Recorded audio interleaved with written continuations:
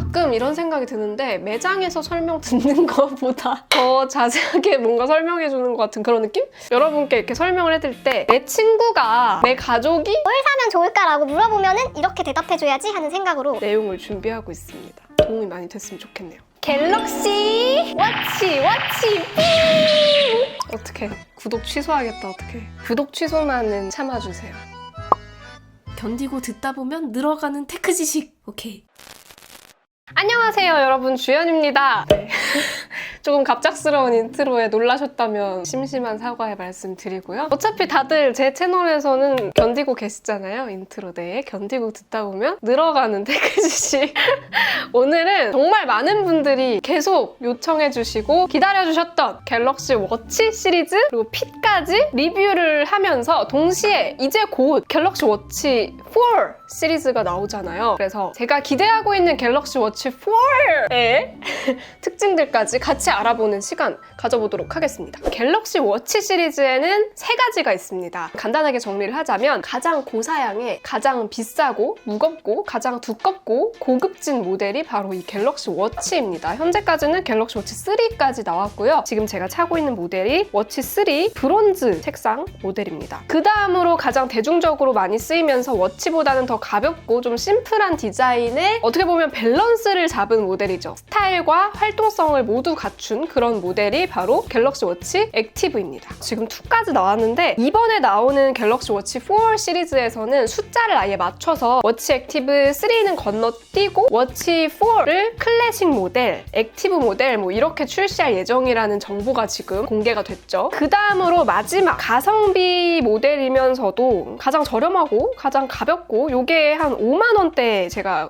정가로 구입을 했거든요. 막 쓰기 좋은 모델, 그냥 끼고 샤워도 하고 뭐 수영도 하고 걱정이 안 되는 그런 모델. 물론 얘네들도 방수가 되긴 하지만 가장 막 쓰기 좋은 모델이라고들 하시더라고요. 이게 바로 갤럭시 핏 2고요. 출시 이후에 업데이트가 한 차례 되면서 더 사용성이 좋아진 제품이기도 합니다. 제가 리뷰 준비하면서 이 3가지 모델을 어떻게 비교를 해드리면 좋을까 고민을 하다가 우리 주둥이 분들께 잊고 계셨죠? 저의 구독자분들 우리 애칭 주둥이랍니다. 여러분은 어떤 모델을 쓰나요? 여러분은 그 모델을 왜 쓰시나요? 라고 질문을 드렸는데요. 무려 23,000여 명의 구독자분들이 투표를 해주셨어요. 그 중에서도 52% 과반수가 갤럭시 워치 액티브 2를 사용한다고 하셨고 다음으로 33%가 갤럭시 워치 3를 마지막으로 가장 적은 비율인 15%가 갤럭시 핏 2를 사용한다고 답해주셨습니다. 왜 이런 결과가 나왔는지 그리고 저는 어떤 모델을 가장 선호하는지 그 이유는 뭔지 새 모델의 차이점을 저의 사용 경험과 함께 말씀드려 볼게요.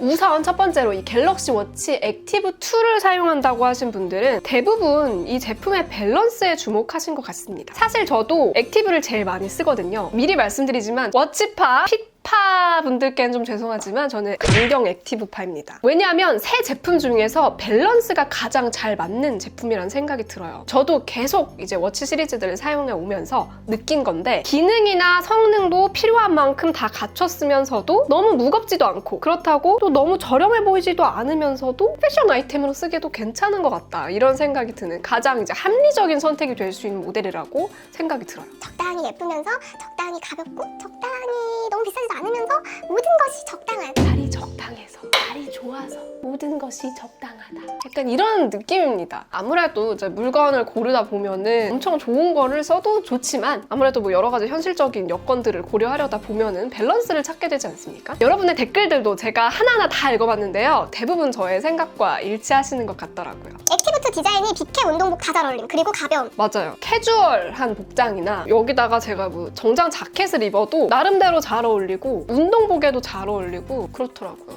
스타일 자체가. 그리고 또 요 줄질 다 할 수 있는 거 아시잖아요. 여기다가 또 메탈 스트랩 달아주면은 또 이것도 포멀하게 정장에도 잘 어울리고 그렇습니다. 어떻게 뭐라도 한번 입어봐? 지금 자켓. 이런 캐주얼에도 나름 괜찮습니다. 이런 자켓에도 또 나름 괜찮지 않습니까? 워치도 괜찮지만 패션쇼는 여기까지만. 아이가!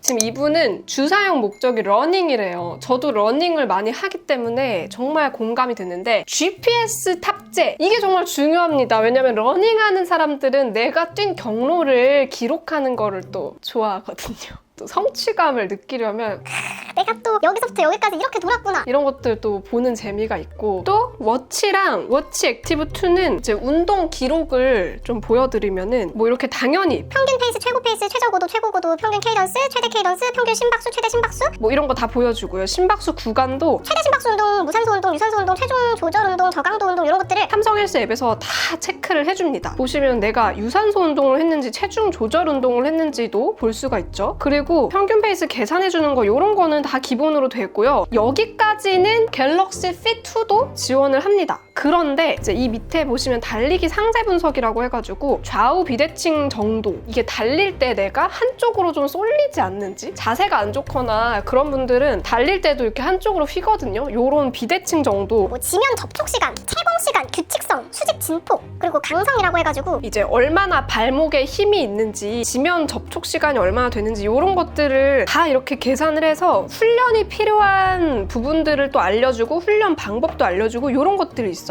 그리고 최대 VO2라고 해가지고 운동을 하는 동안 최대 산소 섭취량, 내가 운동을 하면서 심폐지구력이 얼마나 좋은지, 산소를 얼마나 많이 섭취를 할 수 있는지 뭐 이런 것도 다 체크를 해줍니다. 그래서 이런 상세 분석 같은 경우는 워치 3랑 워치 액티브 2에서만 지원을 하거든요. P2로 달리기를 기록한 거를 보시면은 페이스 구간, 심박수 구간까지는 측정이 되는데 아까 보여드렸던 훈련이 어떤 게 필요하다라든가 이런 달리기 상세 분석, VO2 이런 것까지는 보여주질 않습니다. 그래서 러닝 하시는 분들이라면 GPS가 들어가 있어서 경로 추적도 가능하면서 이런 좀 상세 분석도 가능한 액티브 2 또는 워치 3를 사용하시면 좋은데, 워치 3는 또 무겁잖아요. 아무래도 좀 두껍기도 하고 무겁기도 하고 그렇다 보니까 좀 더 가볍게 쓸 수 있으면서도 운동도 자세하게 기록해주는 액티브 2를 많이 사용하시는 게 아닐까 싶어요. 일단 가볍고 애플워치에서는 안 되는 교통카드가 된다.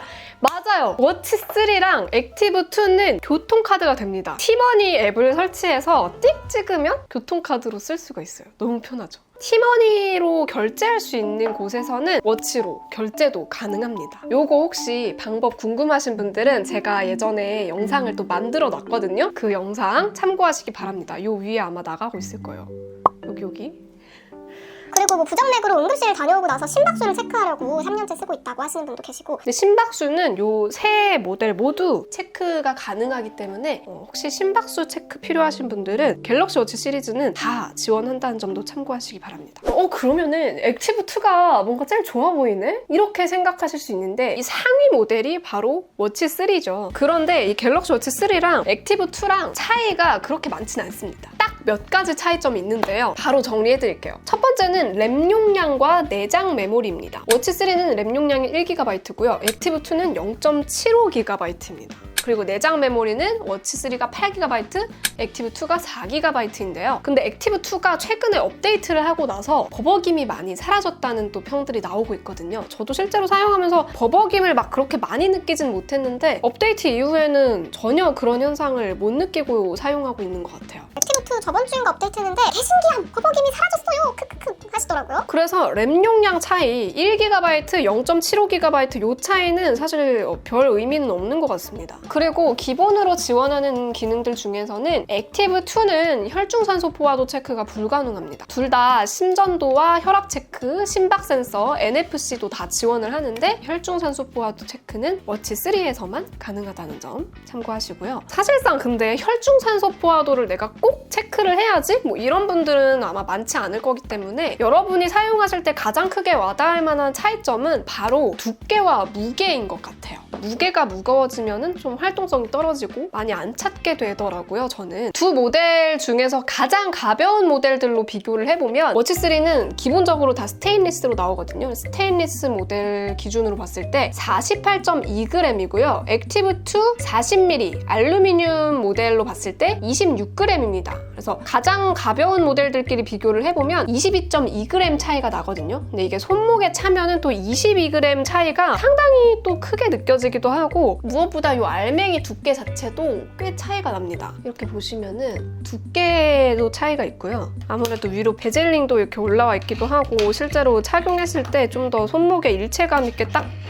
붙는 거는 아무래도 액티브 쪽이죠. 그래서 운동 목적으로 사용하실 때에는 확실히 액티브 2가 밸런스적으로 더 좋은 것 같더라고요. 배터리 용량은 340mAh로 둘이 똑같은데 배터리 사용 시간은 워치3가 56시간, 액티브2가 60시간으로 액티브2가 더 깁니다. 가격은 액티브2가 좀 더 저렴한데 말이죠. 그럼에도 불구하고 이 워치3를 사용하는 사람이 33%나 되는 이유는 뭐 때문일까요? 한번 사용하시는 분들 의견도 살펴보겠습니다. 오이님이 간지 인정. 수트에 잘 어울림. 또 이건 전 교복에 이렇게 얘기하시는데 맞아요. 워치3 자체가 아무래도 좀 아날로그틱하면서 고급스러운 그런 느낌이 들어서 무게감이 있죠. 좀 중후함도 있고 그래서 약간 간지 수트에도 착용하시는 분들이 워치3 좋아하시는 것 같더라고요. 저는 물리 베젤링 있는 게 좋더라고요. 맞아요. 이렇게 물리 베젤링이 도로로 돌아가면서 이렇게 쓸 수 있는 거를 요거를 좋아하시는 분들도 계시더라고요. 물리 베젤링이 사실 뭐 디자인적인 부분도 있고 화면을 전환할 때 훨씬 편하게 해주는 이런 기능적인 부분도 있는데 생활하면서 워치 화면에 생기는 흠집들을 좀 보호해주는 역할도 합니다. 예를 들어서 뭐 어디 이렇게 부딪히거나 할 때 액티브2는 그냥 바로 이렇게 부딪히거든요. 그래서 아마 이번에 워치4에서도 클래식 모델에서는 이런 베젤링이 들어가 있고 액티브 모델에서는 또 베젤링이 안 들어가 있는 이런 식으로 또 출시가 되는 것 같더라고요. 여전히 또 베젤링이 취향이신 분들은 클래식 모델도 기다려보셔도 괜찮을 것 같습니다. 약간 진짜 시계 같다는 느낌도 들잖아요. 아날로그 시계. 저도 지금 워치 페이스를 이렇게 좀 아날로그 시계틱한 거를 사용을 하고 있는데 이렇게 하면은 진짜 시계 같다는 느낌이 들어서 저도 이런 만족감은 또 있더라고요. 사용할 때. 두돈반 탱탱볼님은 워치3는 베젤링 있는 게 더 편해서 쓰고 있고 잘 때는 워치는 충전시키고 수면 측정용으로는 P2를 쓰고 있어요. 이렇게 두 가지 모델을 또 같이 쓰시는 분들도 계시더라고요. 갤럭시 핏2는 어떨까요? 사실 이 갤럭시 핏2는 저도 뭐 리뷰를 했었는데 이게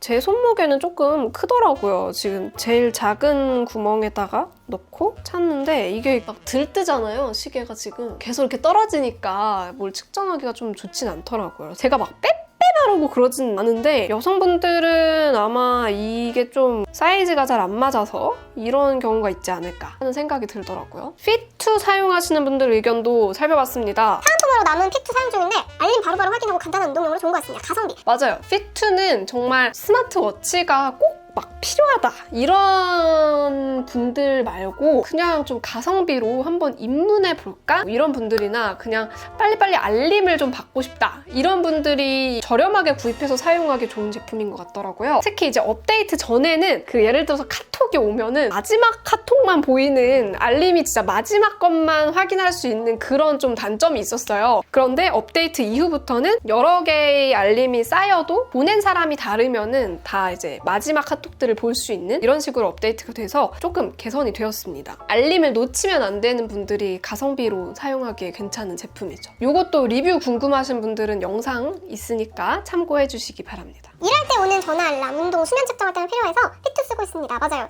몇 가지 기능만 딱 필요하신 분들 이런 분들이 쓰기 좋죠. 가격도 저렴해서 비누로 닦아서 막 쓸 정도로 막 굴려도 멀쩡하네요. 맞아요. P2 싼마이로 쓰고 있습니다. 진짜 가볍고 배터리도 오래가요. P2의 4대 루프밴드로 교체해서 씁니다. 제일 큰 이유는 가벼운, 맞아요. 가벼운 운동이 주 목적이라서 다른 건 무거워서 못 쓰겠더라고요. 편안한 착용감과 긴 배터리, 그리고 필요한 기능만 딱딱. 이게 한 번 완충을 해놓으면 한 번에 15일 정도 사용을 할 수가 있습니다. 워치나 워치 액티브는 하루에 한 번씩은 꼭 충전을 해줘야 되는데 핏은 그럴 필요가 없어요. 정말 오래 갑니다. 배터리가. 딱 필요한 기능만 있고 가격이 저렴하고 가벼워서 항상 착용할 수 있고 충전을 많이 할 필요가 없다. 이런 점 때문에 항상 차고 다니시는 것 같습니다. P2 사양을 보면요. 내장 메모리 32MB입니다. 확실히 워치3 액티브2에 비하면 성능이나 기능도 많이 좀 적은 편인데 아무래도 배터리 타임에서 굉장한 이점을 보여주고 핏 제품 같은 경우는 뭐 사실 가격이 저렴하기 때문에 아쉬운 점이라고 하기에는 좀 미안하지만 뭐 그냥 마이크 스피커가 없는 기기이기 때문에 전화가 왔을 때도 알림만 확인을 하고 통화는 폰으로 해야 되거든요. 그래서 통화를 한다든가 뭐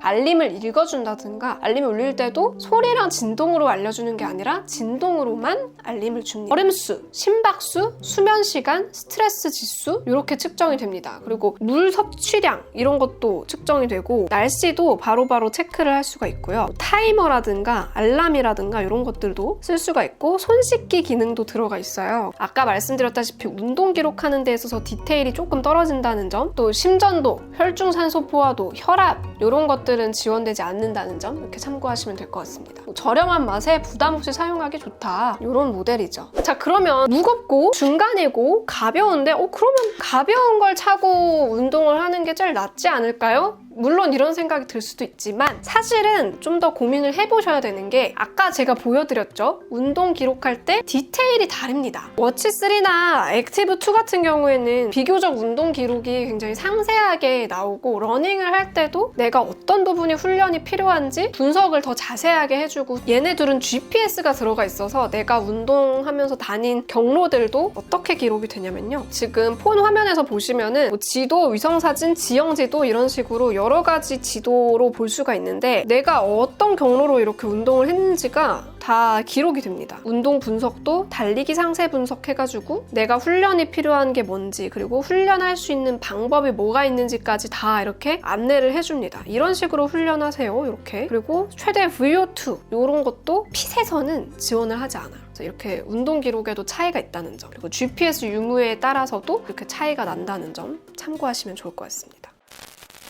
자, 이렇게 지금까지 나와 있는 갤럭시 워치 시리즈들의 장단점들을 싹 살펴봤는데요. 이제 삼성의 새로운 워치 시리즈가 등장할 날이 얼마 남지 않았습니다. 지금 언팩이 거의 한 달이 남지 않았는데요. 8월 11일에 새로운 제품들이 공개가 된다고 하죠. 그 라인업 중에서 갤럭시 워치 4 시리즈가 있기 때문에 지금 또 많은 분들이 존중하며 버티는 기간에 돌입하신 것 같아요. 저도 그런데요. 워치 4 시리즈 어떻게 나오는지도 살펴볼게요. 구글이 지난 5월에 구글 I/O 2021에서 구글 웨어 OS와 삼성전자의 스마트워치 OS 타이젠을 합쳐서 새로운 운영체제를 구축할 것이다. 이렇게 발표를 했었어요. 이 운영체제의 명칭이 드디어 정해졌는데요. 바로 웨어 OS 3라고 합니다. 이제 앞으로 많은 웨어러블 기기에 적용될 예정이라고 하는데 사실 이 운영체제 부분이 갤럭시 워치 4 시리즈가 기대되는 가장 큰 이유이기도 한 것 같아요. 왜냐하면 기존에는 갤럭시 스토어에서도 여러 가지 워치 전용 앱들을 받아서 사용할 수는 있었지만 앱 생태계가 굉장히 아쉬웠던 건 사실이거든요. 좋은 앱들이 많이 나와줘야 활용도가 올라가는데 삼성 자체 스토어에서만 활용을 하기에는 좀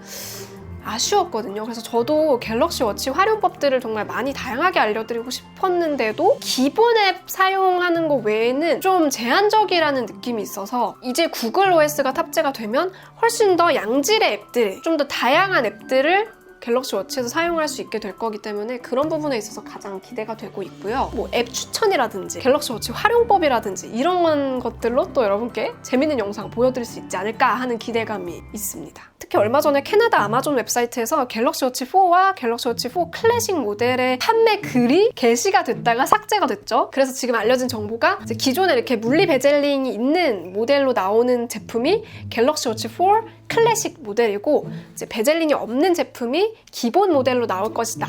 여기까지가 거의 확정적으로 알려졌습니다. 사진도 다 유출이 된 상태고요. 이 게시글에 따르면요. 워치 4 클래식은 42mm, 46mm 두 가지 모델로 출시가 되고요. 소재는 물리회전식 베젤을 포함한 스테인리스 스틸 재질을 사용했고요. 42mm 모델 디스플레이 크기는 1.19인치, 46mm는 1.36인치라고 합니다. 배터리 용량은 247mAh, 361mAh로 나올 예정이고요. 갤럭시 워치 4 기본 모델은 40mm 모델과 44mm 모델로 출시될 예정입니다. 알루미늄 바디를 갖고 있고요. 디스플레이 크기와 배터리 용량은 클래식 모델과 동일하다고 해요. 전작 대비 성능도 많이 개선이 돼서 배터리 시간도 늘어나고 앱 구동 속도도 빨라질 예정이라고 하는데요. 가격 같은 경우도 클래식 모델 블루투스 42mm 모델이 39만원, 46mm 모델이 43만원으로 기존 시장가보다 엄청 높지도 않고 거의 비슷한 수준으로 나올 전망이라서 아마 이제 워치 시장에서 구글 OS가 효과를 본다면 갤럭시 워치 판매량도 꽤 많이 올라갈 수 있지 않을까, 또 더 대중적으로 또 사용하게 되지 않을까 하는 생각도 듭니다. 여러분은 기본 모델, 클래식 모델